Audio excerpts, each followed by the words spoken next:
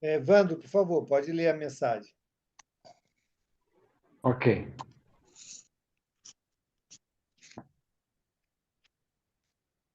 Mensagem de ambientação, capítulo 92. Não coloques as tuas aspirações nos entretenimentos, viagens, festas e folguedos. Caso te surjam as oportunidades para gozá-los, muito bem. Aproveita e constatarás que esses prazeres passam como outras satisfações quaisquer, deixando-te ansioso por novas ocasiões de fruí-los, e assim incessantemente.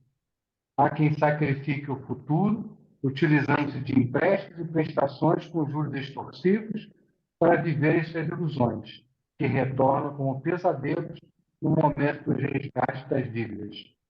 Busca os prazeres simples e duradouros, aqueles que não te perturbam o presente nem te escravizam o futuro. É uma grande verdade, né? Porque realmente a gente, a cada vez que se vai a algum lugar, passa tão rápido, quando a gente volta já acabou. Então, acho que realmente eu concordo que a gente precisa dar mais valor e botar mais o nosso esforço em questões que realmente vão durar mais e vão perdurar mais na nossa vida e vão trazer mais crescimento realmente para a gente, né? Porque a vida realmente é passageira. A gente percebe isso a todo momento, que tudo que a gente faz passa, né? Passa muito rápido, né? Eu acho que de tudo isso aí, o importante é a gente viver as oportunidades que a gente tem, acho que principalmente com aquelas pessoas que, que, que, que nós amamos e nos amam, né? Principalmente a nossa família, mas aonde eu estiver com a minha família, onde eu estiver com bons amigos, eu vou estar bem onde seja que for, onde for, ou aqui no Brasil ou fora dele. Então, realmente não vale a pena gastar tantos esforços, como diz o texto, a gente vê que isso é uma realidade, né? Isso é uma grande realidade, em questões que muitas vezes as pessoas se endividam, é igual casamento, né? Às vezes as pessoas casam e querem fazer uma festa, como eu já ouvi muito, né? Com carruagem, com não sei o quê, gasta 200 mil e não compra um apartamento, né? Então, que é uma coisa que é onde vai construir a família, né? Criar filhos, né? Onde vai ter uma estabilidade para conseguir fazer outras coisas que são importantes para a vida, né? Então, as pessoas, realmente, a gente vê muito isso e a gente tem que prestar muita atenção nele. Isso aí. Obrigado, Evandro. Mais alguém? Então vamos à nossa prece. Boa noite, meus irmãos. Possamos acalmar e levar nosso pensamento ao alto, dando continuidade aos estudos na noite de hoje, que é a espiritualidade amiga. Ilumine e oriente nossos irmãos Odenir e Mauro, e a todos nessa sala, extensivo aos que não puderam estar conosco hoje, que temos um bom estudo e podemos aplicá-los após a aula. Damos início ao estudo na noite de hoje, graças a Deus. Graças a Deus. Obrigado, Carlão. Obrigado, Evandro.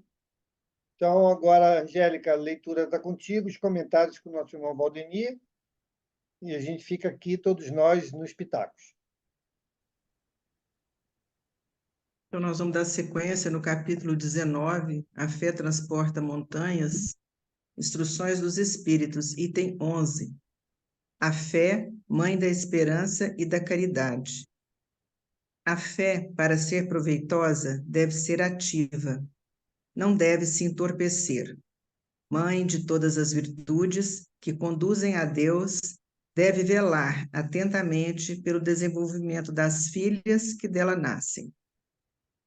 Interessante essa fala aí, Angélica. Vamos comentando parágrafo por parágrafo.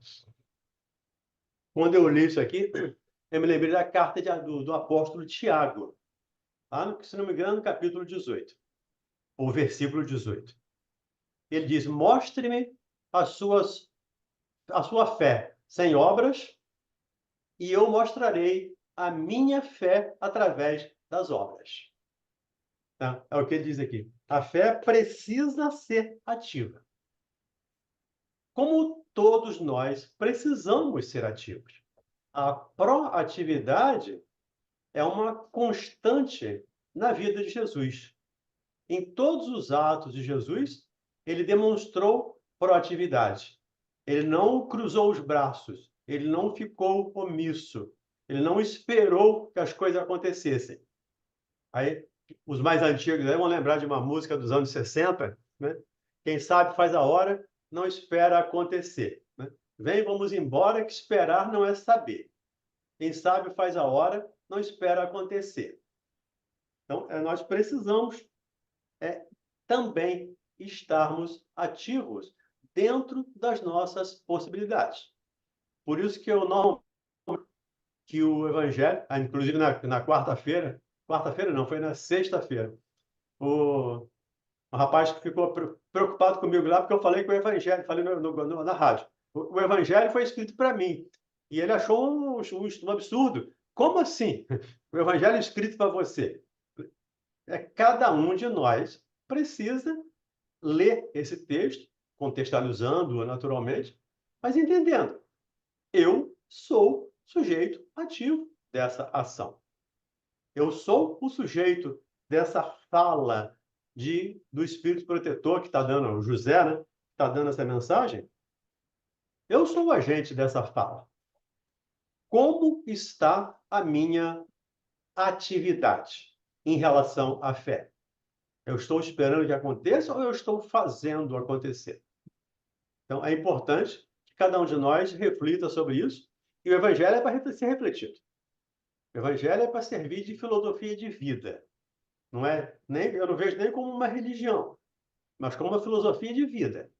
Filosofia de amar, de servir, de ajudar, que nos leva ao crescimento moral. Mas precisamos ser proativos. Não podemos cruzar os braços e esperar que o maná caia do céu. Ele só caiu quando Moisés saiu lá com o povo hebreu lá do Egito.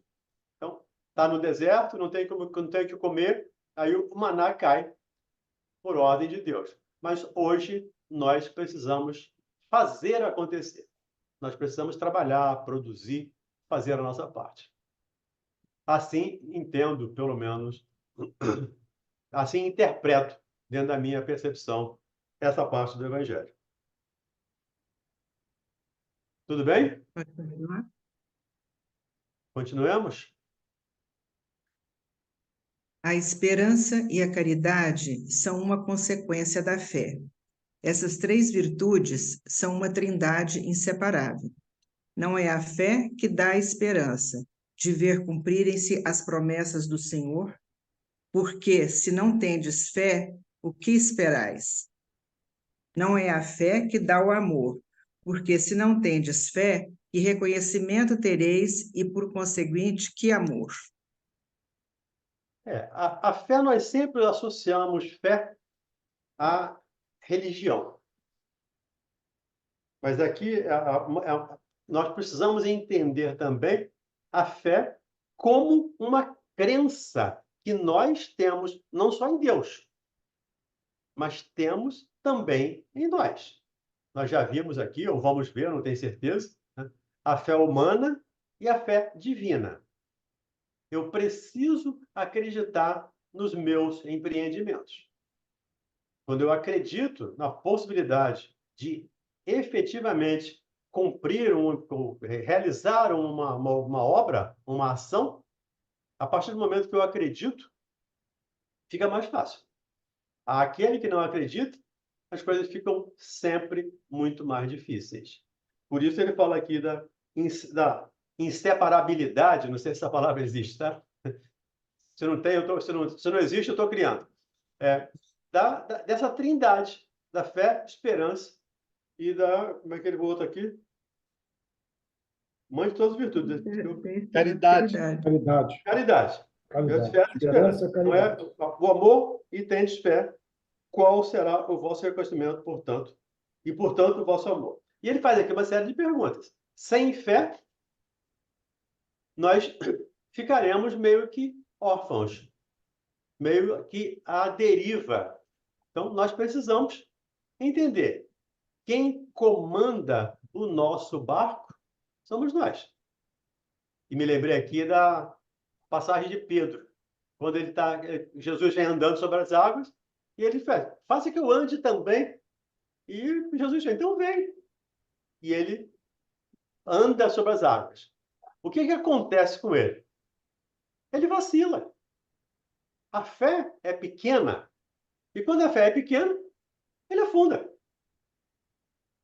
Há uma outra passagem, quando Jesus, aspa em todas as palavras, tá? Expulsa um demônio. Os discípulos que tentaram e não conseguiram, foi Jesus, mas por que nós não conseguimos expulsar esse demônio? E Jesus diz: por causa da pouca fé que vocês têm. Então, gente, não nos sintamos diminuídos porque a nossa fé ainda não é do tamanho de um grão de mostarda. Porque os próprios seguidores do Cristo, os próprios apóstolos do Cristo, segundo a fala de Jesus, não tinham a fé do tamanho de um grão de mostarda. Então não sou eu que vou ter. Eu sei que eu tenho a fé instalada em mim, como germen, como semente.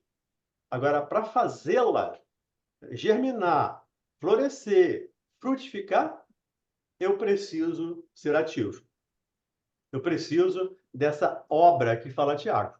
Eu preciso mostrar a minha fé através das obras. Porque a fé sem obras, conclui Tiago lá na sua carta, a fé sem obras é morta. Não adianta eu acreditar e não trabalhar. Não adianta eu acreditar e não fazer acontecer. Então eu preciso acreditar e fazer acontecer.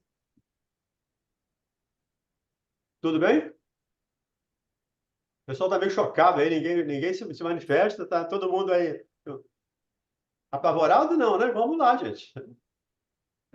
Vou fazer as nossas colocações. Falta fé. Falta fé.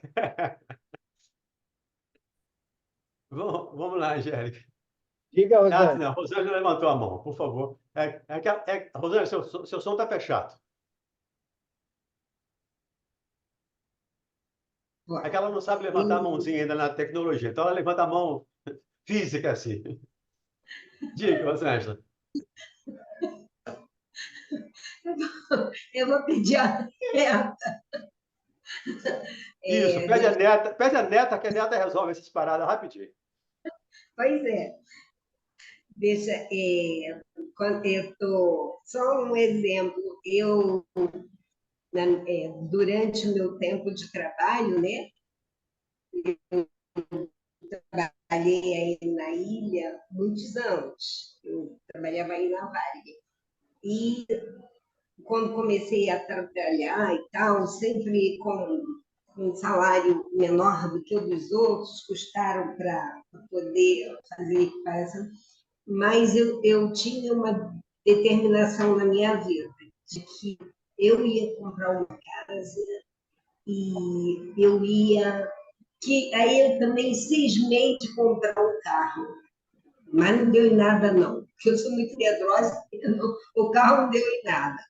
Aí eu comprei a minha casa, fiz o que eu tinha que fazer, eu comprei um carro novo, mas eu botei aquilo dentro da minha cabeça de que eu ia fazer, eu trabalhava, e eu fiz, sabe? Fui, assim, botei o que eu tinha que fazer.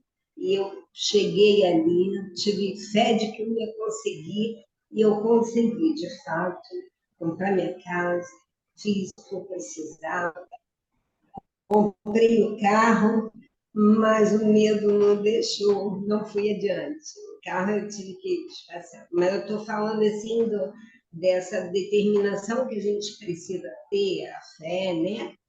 De fato, e fazer as coisas. Eu sou uma pessoa que sempre eu vou fazer isso, eu vou fazer uma visita sem ninguém esperar, daqui a pouco estava eu olhando os hospitais, e assim, eu sempre tive uma determinação na minha vida e fui sempre bem-sucedida, graças a Deus. Quando canalizamos a nossa fé para atividades, né, morais, caridosas, atividades úteis, também contamos com o auxílio dos amigos espirituais que nos assistem, que nos auxiliam nessa nossa tarefa. Quando nós não acreditamos, fica difícil. Ainda hoje estava conversando com uma pessoa e qualquer coisa que se sugira para ele, mas isso dá muito trabalho. Mas isso eu tenho que fazer isso. Mas isso eu tenho que dormir no trabalho. Mas isso eu tenho que viajar. E quer um emprego. Mas ele tem que ser um emprego de acordo com o que ele vai lá, que ele faz o que ele quer, quando ele quer, como ele quer. Vai ficar complicado para qualquer um de nós. Por mais boa vontade que tenham os amigos espirituais conosco, nós precisamos fazer a nossa parte. E já entendemos, nós espíritas já entendemos, que a nossa parte é a nossa parte. Deus não fará a nossa parte. Jesus, os amigos espirituais, não farão a nossa parte. E nós temos a liberdade de fazê-la, ou fazê-la, as nossas partes, né, os nossos trabalhos, fazer hoje, sei lá, amanhã, daqui a 1 ano, daqui a 1000 anos, daqui a 1 milhão de anos, e nós temos essa liberdade. Mas nós já temos consciência, nós já temos conhecimento. E aí lembra lá a fala do Cristo também nesse aspecto. A partir do momento que você tem conhecimento, você se liberta. Né? Conheça a verdade e você vai se libertar. Então, essa crença, essa fé, com toda certeza, nos ajuda muito nesses empreendimentos também materiais. Não é só no empreendimento religioso, moral, espiritual. No empreendimento material também. Eu quero comprar um carro. O que você tem que fazer? Eu tenho que economizar, eu tenho que trabalhar, eu tenho que fazer isso, eu tenho que fazer aquilo. Eu vou. Agora, entendendo muitas coisas mais essenciais, digamos assim, pode ser que não estejam na nossa programação reencarnatória. Eu quero ser médico. Mas ser médico não está na minha programação reencarnatória. Estava a ser carpinteiro, marceneiro. Então, por mais que eu tente, eu não vou conseguir. Mas aí eu preciso entender. Nós, espíritos, pelo menos, podemos perceber isso. Isto eu fiz tudo que me era possível. Não consegui. Se eu não conseguir, eu preciso aceitar resignadamente, digamos assim.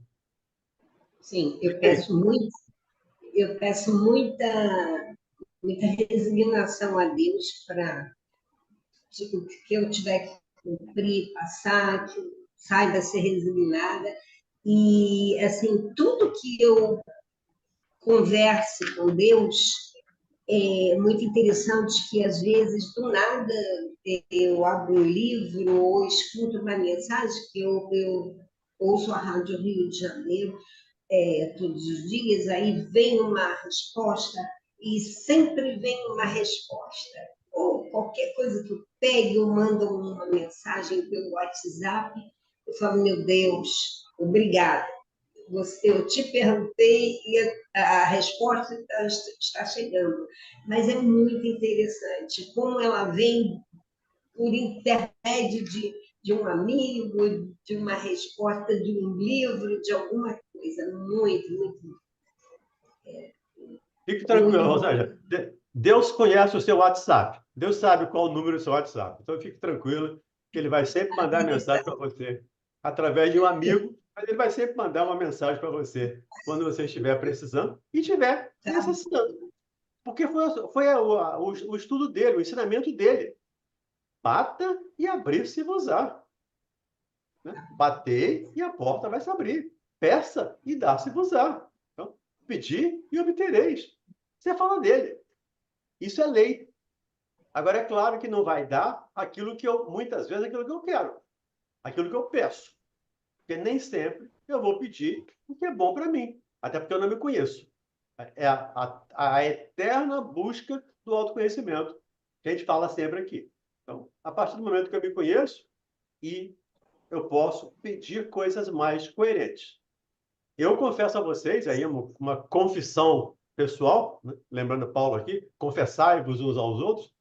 Eu confesso a vocês que depois que eu passei a conhecer um pouco mais de doutrina espírita, principalmente depois que eu li as obras de André Luiz, eu nunca mais pedi saúde para mim nas minhas preces, nem para o meu neto, que é a pessoa mais importante, a pessoa que eu mais amo na minha vida.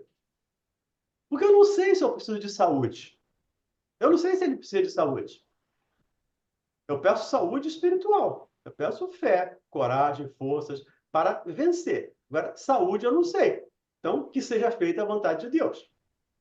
Que às vezes aparecem as doenças ou as dificuldades para nos mover, para nos fazer refletir, buscar respostas. Então, quando a gente tem essa consciência, as coisas ficam mais fáceis de serem aceitas. Diga aí, Carlos Santos. Eu vou dar um pouco mais acima aí. É que minha tradução está um pouquinho diferente, mas vê se é isso mesmo. A esperança e a caridade são corolários da fé e formam com esta uma trindade inseparável.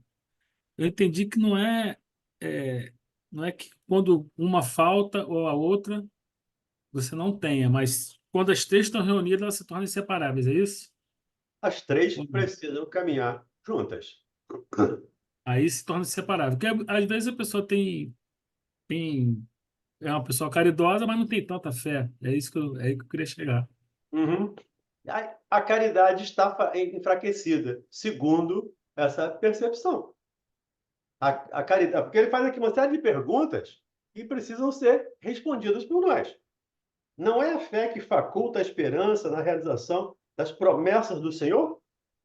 Não é a fé que faculta a realização dessas promessas que o Senhor nos fez? Se não tiver de fé, o que você vai esperar? Não é a fé que dá o amor? Se não tem de fé, qual será o vosso reconhecimento e, portanto, o vosso amor? Então, ele coloca aqui o amor também como condição de fé. Então, é o que às vezes a gente fala aqui. Nós ainda não somos caridosos.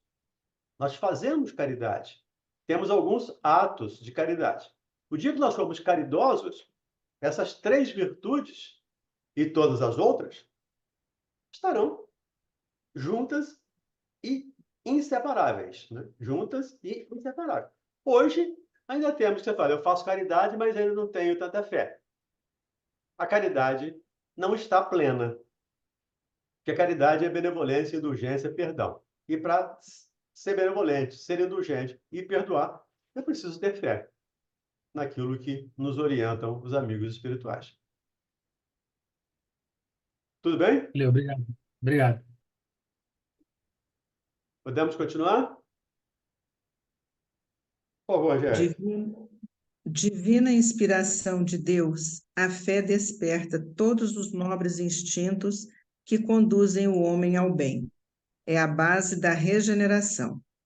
É preciso, pois, que essa base seja forte e durável, porque se a menor dúvida vier abalá-la, em que se torna o edifício que construíste sobre ela? Elevai, pois, esse edifício sobre fundações inabaláveis, que a vossa fé seja mais forte do que os sofismas e as zombarias dos incrédulos, porque a fé que não afronta o ridículo dos homens não é a verdadeira fé. Interessante. E aí é uma questão, de novo, pessoal, singular, para a gente pensar. Nós estudamos lá na questão número 1 do Livro dos Espíritos que Deus é a inteligência suprema. Estudamos a questão 13, que ele é infinitamente bom e justo. Se tivéssemos, por favor, se alguém tiver, fique à vontade para... Então, deixa eu usar aqui a primeira pessoa para não bater ninguém. Né?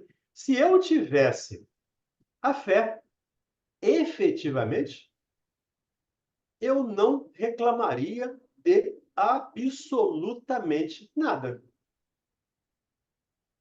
Porque sei, ou pelo menos deveria saber, que tudo que acontece comigo tem a permissão de Deus. Que tudo que acontece comigo é resultado das minhas ações. Mesmo os assuntos mais comezinhos, ou os mais sérios. Por que que eu estou reencarnado no Brasil e não na Noruega?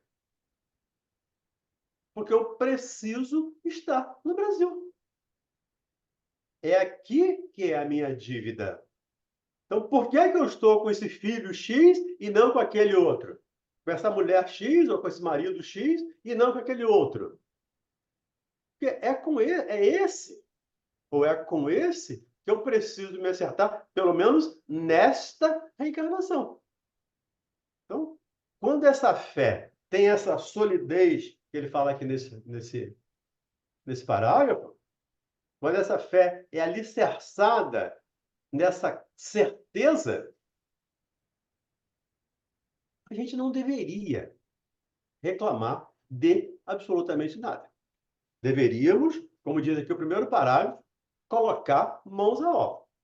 Deveríamos trabalhar, ajudar, a trabalhar mesmo, servir dos mais diversos maneiras. Portanto, eu vejo a minha fé ainda muito débil, porque ainda estou insatisfeito não por ter nascido no Brasil, mas pelo Brasil estar nessa situação ainda de terceiro mundo. O Brasil podia ser o primeiro mundo. Quem governa o Brasil? Ledo engano se imaginamos que são aqueles políticos de Brasília. O governador do Brasil é um espírito chamado Ismael. Está lá no livro A Caminho da Luz e no livro Brasil, Coração do Mundo, Pátria do Evangelho. De novo, a nossa fé. Será que o Ismael não sabe que esse governo está fazendo isso ou está fazendo aquilo, que aquela autoridade está fazendo isso ou está fazendo aquilo? Será que eles estão lá por acaso? Será que nós não sabemos que eles vão responder por cada ato que cometeram? Assim como nós? Por quê? Queremos fazer as coisas na nossa maneira, no nosso tempo. Aí é a nossa ansiedade.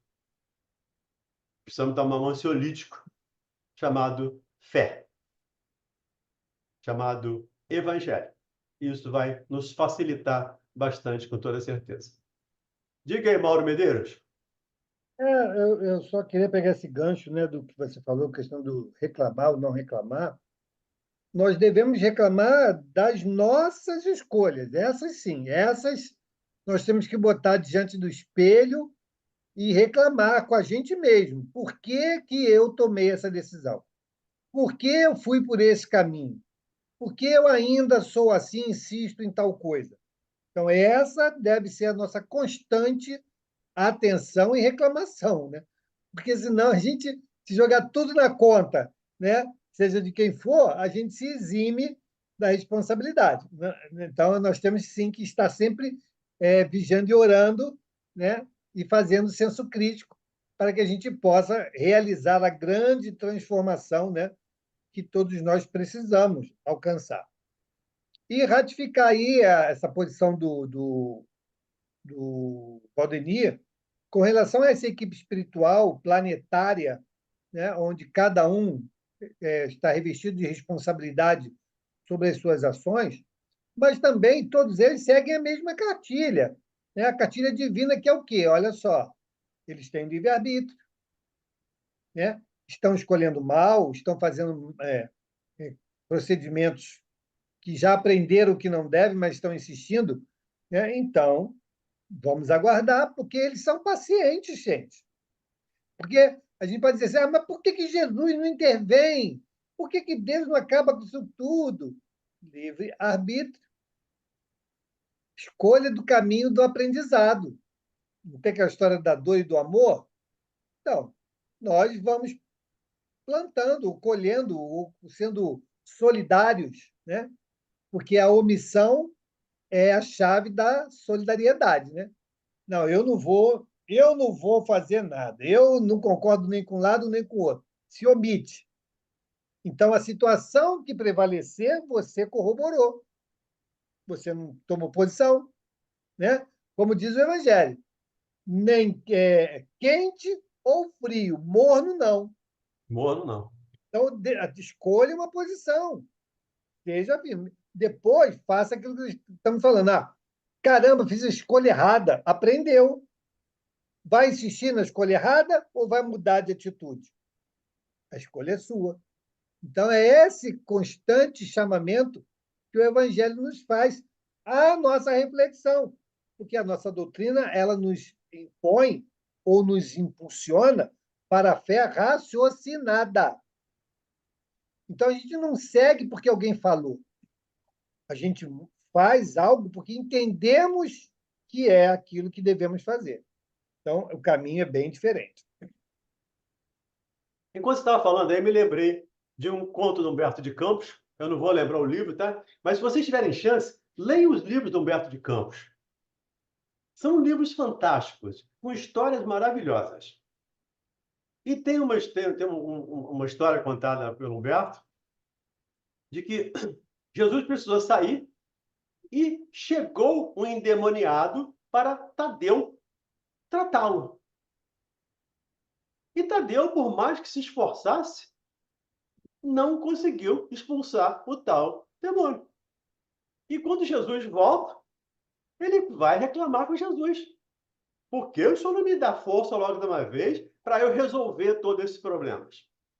E aí ele começa a questionar Jesus, por que Jesus não utilizaria o poder, já que ele conseguia expulsar os demônios, por que ele não usaria esse poder para transformar as pessoas?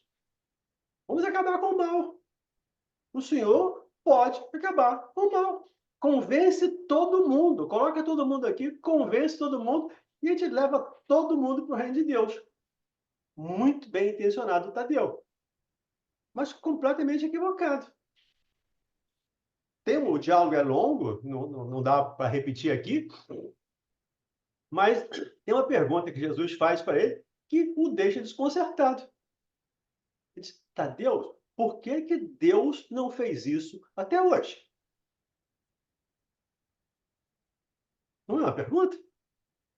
Se eu estou querendo fazer isso, se eu estou querendo que Jesus faça, e Jesus vem fazer a vontade do Pai, e ele pergunta, por que Deus não fez isso até hoje? Será que Deus está errado? De novo, vamos lá, questão 1, questão 13, lá do Livro dos Espíritos. Será que Deus está errado? Não. Com certeza, não está errado. Nós precisamos ter um pouco mais de fé. E, de novo, quando eu digo nós, sou eu e o meu anjo da guarda, tá? Meus amigos espirituais aqui do lado. Né? Quem quiser se incluir no time, fique à vontade. Mas não estou incluindo ninguém. Mas precisamos ter mais fé. Precisamos ter essa certeza. Não é crença, é certeza. A gente crê num monte de coisas, mas a certeza é diferente. Eu já acreditei na Terra plana, já acreditei no geocentrismo, já acreditei em tantas coisas aí, na Grécia Antiga, na China Antiga, no Egito Antigo, já acreditei em tantas coisas. E hoje a gente vai tendo certeza de que aquilo não fazia sentido. E aí vamos lembrar Sócrates. Quanto mais eu sei que preciso saber. Mais eu sei que preciso estudar. Mas eu sei que nada eu sei.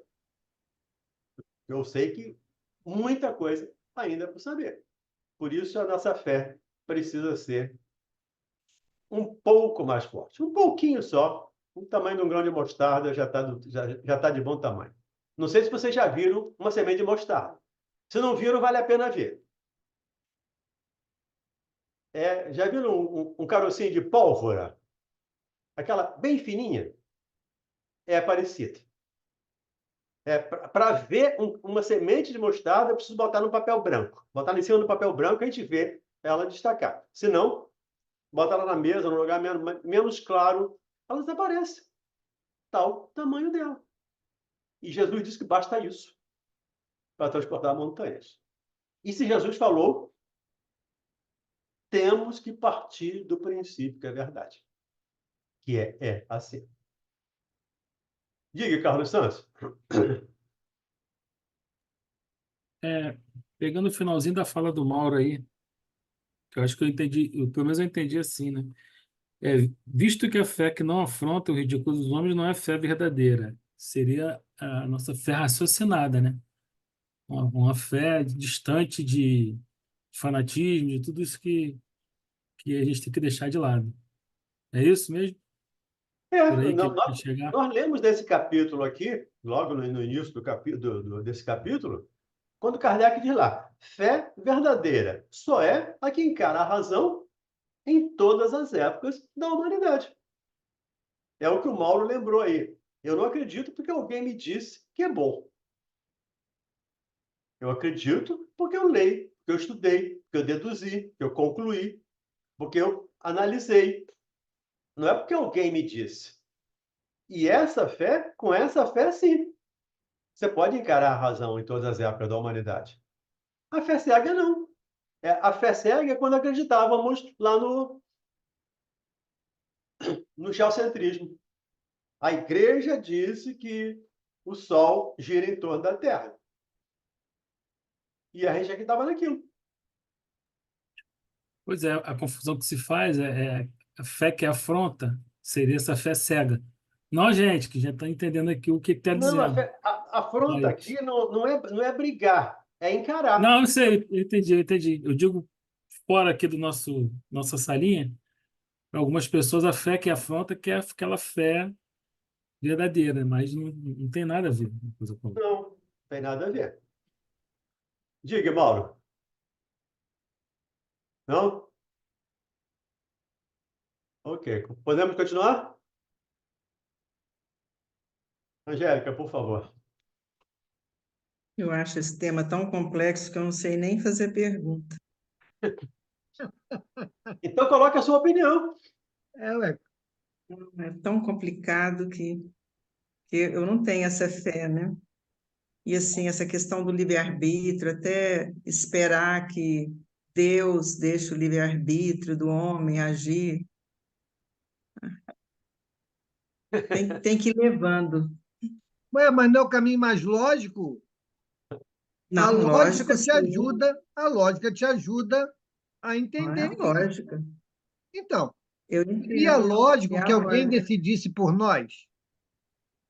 Não, Não. não. Então, pronto. Então, se Mas não há estão lógica, decidindo, hein? mas estão decidindo, Não. Por nós? Não. sim. Se eu quiser mudar uma atitude em relação àquilo que estão construindo, eu posso me manifestar. Posso não Não, hoje, se aceitar, você posso não manifestar, concordar. você é censurado? Não, não pode manifestar hoje. Nós estamos Aí, vivendo uma não, ditadura. não, aí entra outra coisa. Aí entra outra coisa. Ah, Chama-se temor,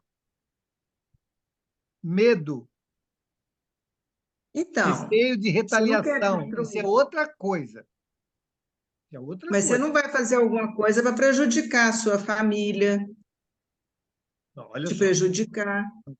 São decisões, Angélica. Voltamos ao início Hum. da pergunta. Livre-arbítrio. Né? Livre-arbítrio. Quantas pessoas que lutaram pelas suas posições ou por algo que pudesse trazer algo de bom sobre o sacrifício da própria vida? Várias pessoas, a história conta. Outros, por decisões várias, adotaram uma outra postura e tiveram que assumir o preço da postura que adotaram. Ué, escolha de novo. Sempre vamos cair aí. Não podemos tomar isso como desculpa. Ah, eu não fiz porque alguém lá me impediu. Impediu como?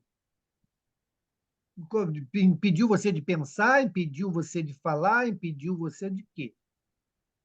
Ah, mas eu tinha medo por fulano Beltrano. Então isso é outra história. Não foi fulano que te impediu. Foram as suas próprias questões que impediram que você adotasse uma postura A, B ou C. Mas quando a gente joga para o outro, a gente fica mais confortável. Então, minha responsabilidade não podia fazer, né? Então, o próprio Pedro, desculpa, o próprio Paulo foi preso. Aí ficou lá, e agora? Não posso fazer mais nada, estou preso. É? Você não sabe escrever? Hum. Daí surgiram as cartas de Paulo. Veja bem como as coisas são. Ele tomou uma atitude, não tomou? Poderia dizer assim, mas não posso, aqui eu não posso.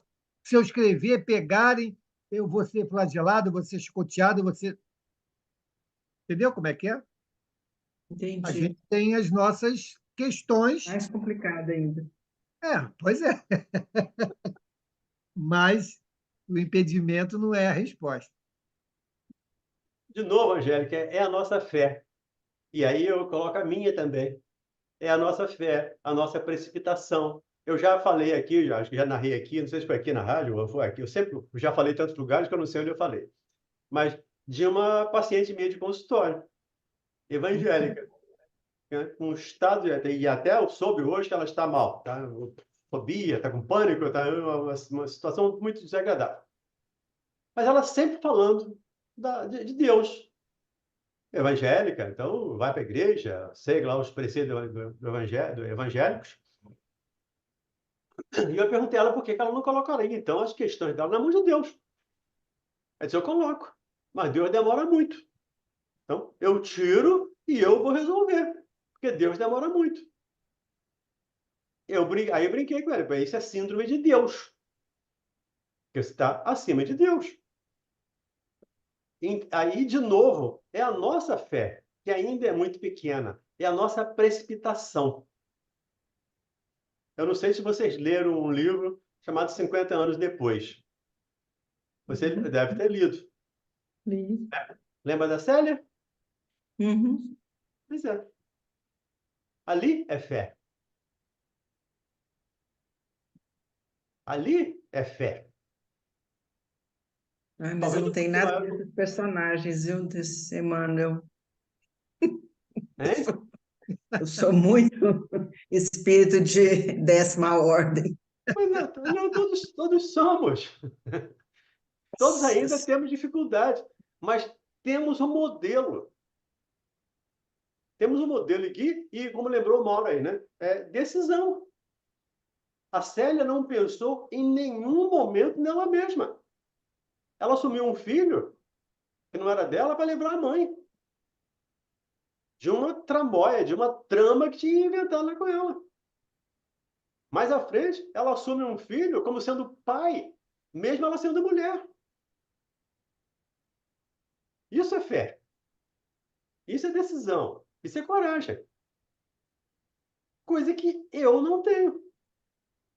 Mas eu Nem eu. tenho a possibilidade de ter. Eu tenho a liberdade de agir como a Célia.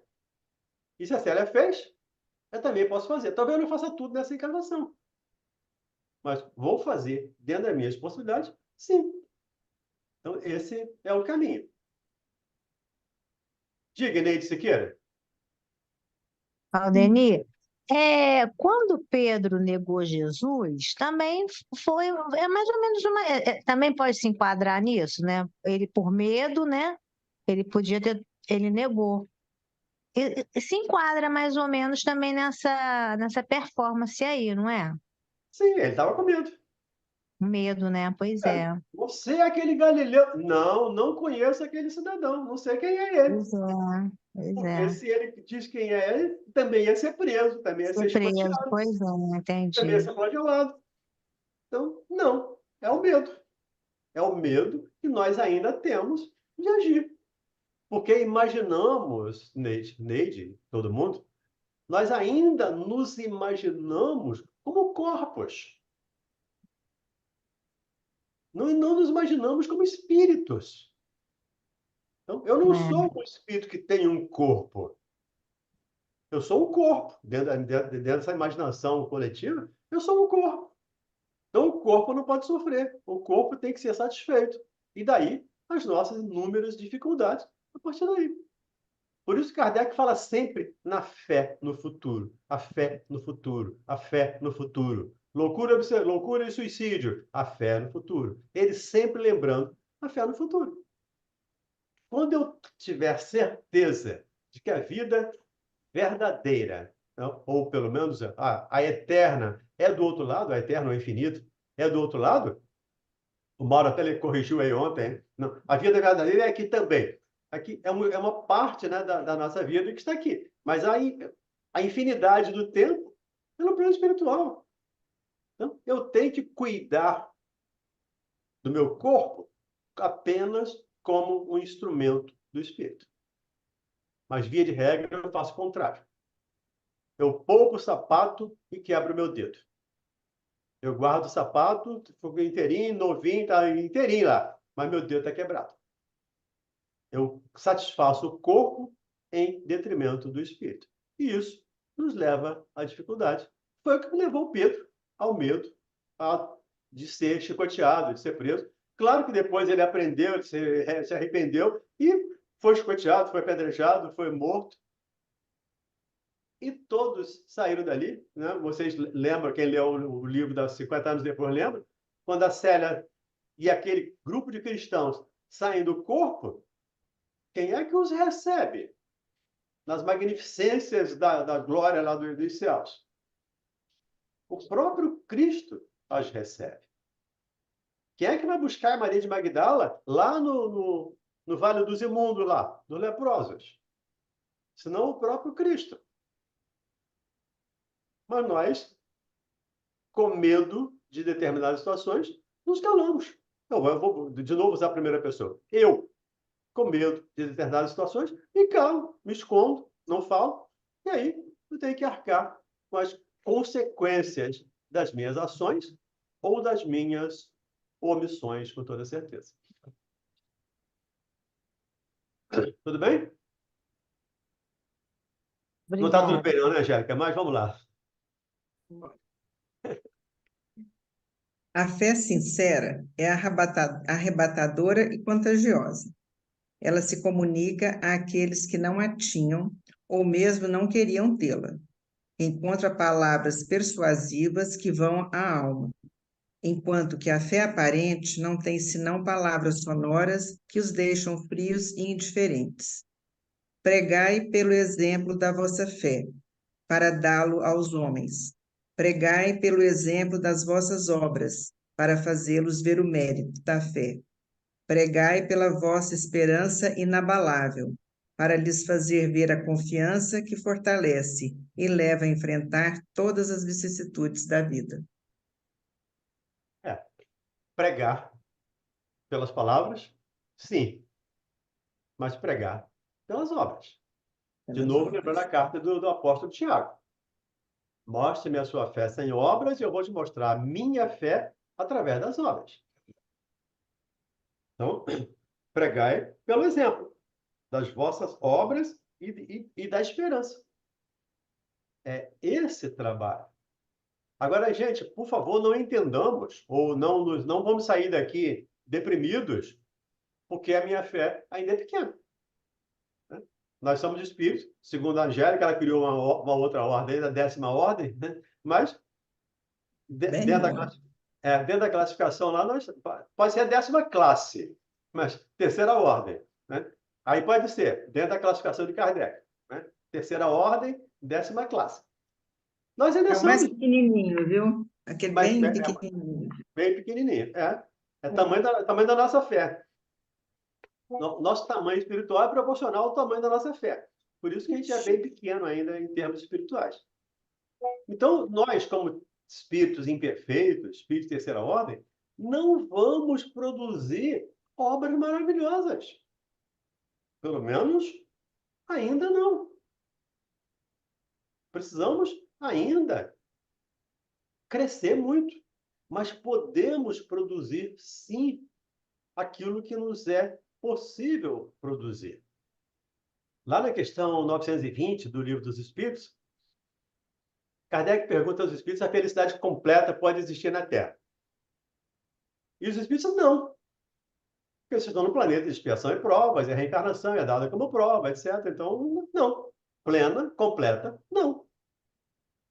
E Kardec insiste então na pergunta. Tudo bem, não pode ser uma felicidade completa.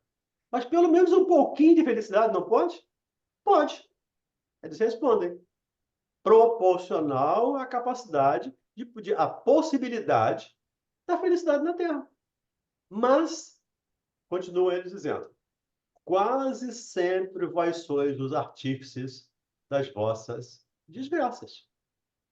Eu acho que eles foram muito generosos quando colocaram quase. Quase sempre você é o artífice, você é o causador, você é o criador da sua dificuldade. Não é quase. Somos sempre nós. Ninguém cria dificuldade para mim. Eu criei dificuldade para mim.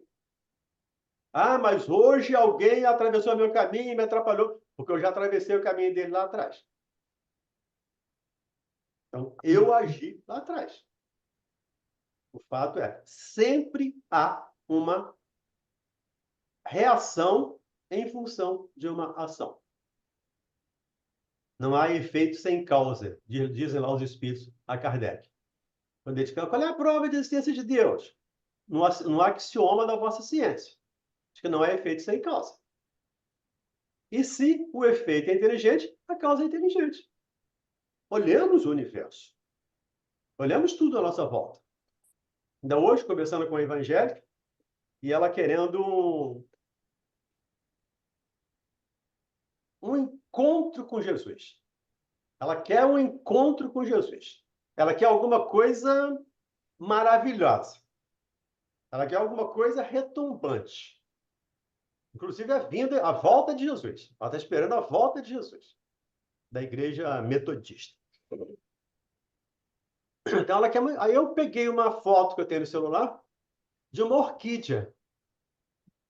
Orquídea cor-de-rosas. A foto ficou muito boa e ficou uma foto perfeita. Falei, você já viu isso aqui?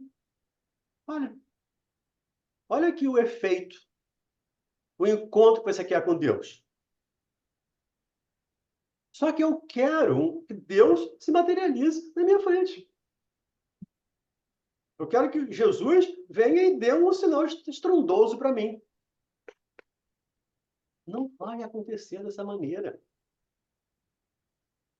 Há uma história do Velho Testamento, eu não vou lembrar a referência agora, mas de alguém, de um profeta lá que queria falar com Deus. E foi sugerido que ele fosse para um deserto, ficasse sozinho lá, meditando, para encontrar com Deus. Aí diz que entra numa caverna e escuta um vento, um tufão. Deve ser Deus está chegando. E ele sai, não era Deus. Daqui a pouco ele escuta raios, um trovão, então agora é Deus. Não é Deus. Ele saiu, não era Deus. E foi acontecendo várias coisas. Ele queria coisas estrondosas, maravilhosas. Aí vem uma brisa suave, refrescando o ar. O profeta até tinha desistido. Então, me enganaram, Deus não está aí coisa nenhuma. Quando ele sai, Deus está nessa brisa suave. Então, Deus está na orquídea. Deus está no sorriso de uma criança. Deus está no meio de nós. Deus está na nossa capacidade de pensar, de falar, de agir. E, a exemplo dessa menina, nós ainda queremos coisas estrondosas. Que aconteçam coisas maravilhosas. E entendo as nossas limitações ainda. Eu também já pensei muito nisso. Por que Deus não resolve logo essa coisa? Eu sou o Tadeu. Por que Deus não resolve logo isso? Resolve logo o problema, acaba com o mal e ponto. Mas quem tem que acabar com o mal sou eu. Porque quem fez o mal foi eu. Não foi Deus. Então, nós precisamos trabalhar para isso. E é isso que ele nos convoca aqui. Pregue, mas pregue pelo seu trabalho, pelos seus exemplos.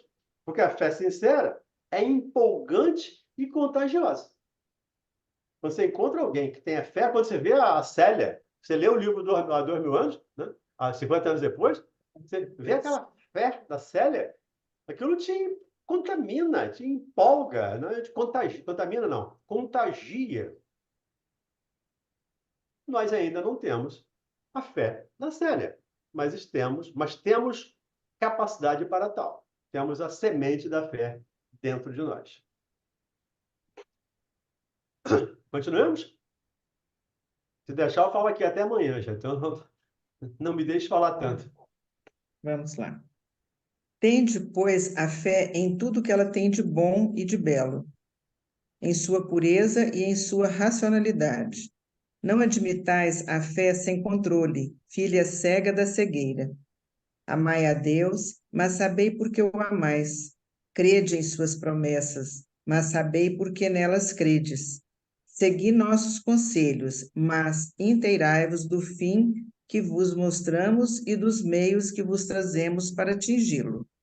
Crede e esperai, sem jamais fraquejar. Os milagres são a obra da fé. José, Espírito Protetor, Bordeaux, 1862. Os milagres são obra da fé. E os milagres acontecem todos os dias na nossa vida. Não uma vez, mas todos os dias, várias vezes por dia. É que nós ainda, como lembra Jesus, não temos olhos de ver. Nós ainda temos dificuldade de ver aquilo que não está patente. Às vezes está até patente, nós não olhamos. Mas nós queremos, de novo, a exemplo do profeta lá na caverna, efeitos retumbantes. Tipo um tsunami, um terremoto. Esse é Deus. Não, Deus está nas pequenas coisas. Então, é isso que ele fala aqui. Tende fé, acredite, mas saiba por que está acreditando. Lá no livro dos Médiuns, tem a mensagem do Erasto, que ele nos lembra lá da necessidade de analisarmos. Tanto ele quanto Kardec, nos lembram da necessidade de analisarmos as mensagens, de observarmos as mensagens. E ele diz, rejeite 9 entre 10 verdades. Fique tranquilo, vai rejeitar, porque a verdade vai surgir sempre. Eu posso rejeitá-la hoje. Mas daqui a 1 ano, daqui a 100, daqui a 1 milhão de anos, ela vai aparecer. Então, analise tudo. Não interessa quem assinou, não interessa o nome. É Erasto, é Bezerra, é Sócrates. Faz a menor diferença. O conteúdo da mensagem é que é importante. Isso nós precisamos observar com calma, com serenidade, com equilíbrio. E é para isso que a gente está aqui. É para isso que nos reunimos aqui. Nós não nos reunimos por acaso. Não estamos aqui ao acaso. Estamos aqui porque nos comprometemos em fazer isso. Claro que não com os detalhes do dia 2 de abril de 24, vamos estar num grupo do Zoom. Não, nada disso. Mas nós vamos para lá para conhecer a doutrina espírita, para divulgar a doutrina espírita, para estudar a doutrina espírita, para ajudar-nos nessa tarefa e também ajudar alguém. Porque quando a gente divulga a doutrina espírita, especialmente a doutrina consoladora, estamos ajudando muita gente.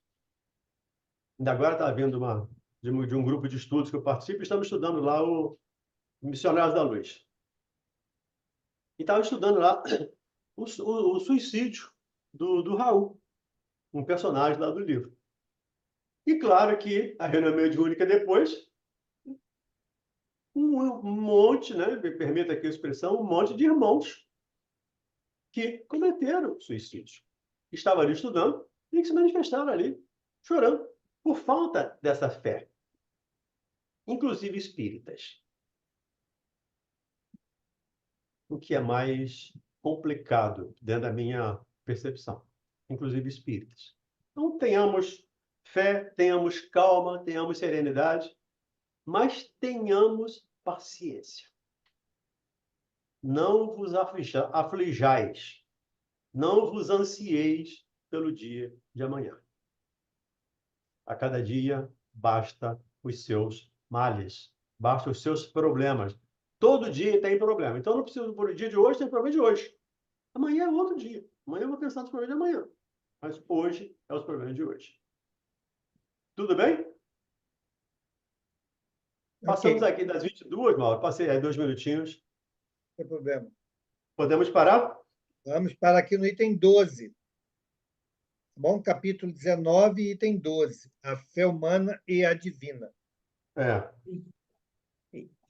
Mas tenhamos fé e as nossas 24 horas nós estaremos ativos, Com certeza. Com certeza. seja no corpo ou fora dele. Tá aí. Vamos então fazer a nossa prece. Vamos pedir a nossa irmã Geórgia para fazer a nossa prece. Pode ser, Geórgia? Claro que pode.